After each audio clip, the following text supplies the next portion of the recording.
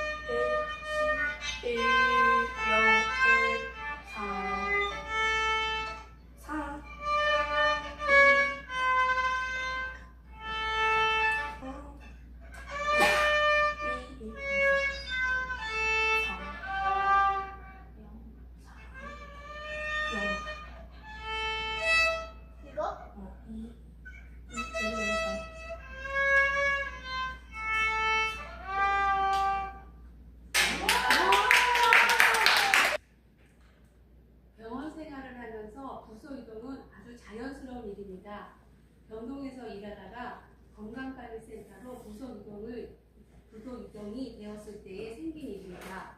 병동과 건강관리센터에도 전혀 다른 일입니다.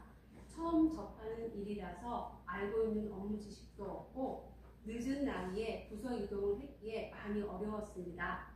오랫동안 건강관리센터에서 근무를 했던 선배 간호사로부터 인수인계와 업무를 배워야 했습니다. 병원에서도 속식하다는 소문으로 못됐다는 소문이 자자했던 간호사였습니다. 업무를 가르쳐줄 때마다 한 번 가르쳐주고 다시 한 번 질문을 하면 목소리가 여기 올라오는 짜증이 난다고 대놓고 면박을 주었습니다. 참으면서 업무 파악하고 배우면서 그 간호사에 대해서 불만을 가지고 분노를 가지면서 근무를 했습니다. 저는 또한 그 간호사한테 당한 일을 다른 간호사들에게 뒷담화와 욕을 하며 지냈습니다. 이렇게 암숙 관계를 지내다가 그 간호사는 다른 부서로 이동을 해서 상관없이 지냈습니다. 병원에서도 서로 만나면 외면하고 못 본 척하며 지냈습니다.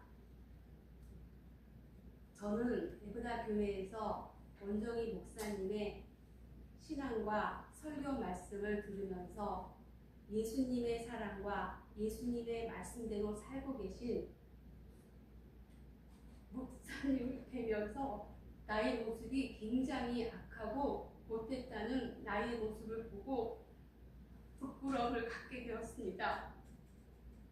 그러던 중 간호사 전체 모임을 갖게 되는 자리에서 그 간호사와 만나게 되었습니다. 그 간호사를 보는데 갑자기 마음이 잠잠하면서 마음속 깊은 곳에서 미움과 분노가 사그라들면서 제가 먼저 미안했다고 사과하면서 허그를 하게 되었습니다. 그 간호사도 밝은 얼굴로 나의 하야를 받아주었습니다. 그 이후 그 간호사에 대한 미운 마음이 없어지고 그동안 잘 지냈으면 좋았을 때 하는 아쉬움만 갖게 되었습니다. 저는 또한 남을 미워하지 않으니 편안하고 남을 사랑스럽게 보게 되었습니다. 나 같은 사람이 미워하는 사람과 화해하고 사랑하는 마음을 갖게 된 것은 예수님의 사랑과 목사님의 귀한 가르침의 결과입니다. 인간 김상원은 절대 미안했다고 사과하고 화해할 수 없는 인간입니다. 진짜로 예수님의 사랑과 말씀은 위대하십니다. 나 같은 죄인이 미워하는 사람과 화해할 수 있는 마음을 주심을 감사합니다. 이 일련의 화해 사건은 제 삶 속에서 가장 위대한 기적입니다.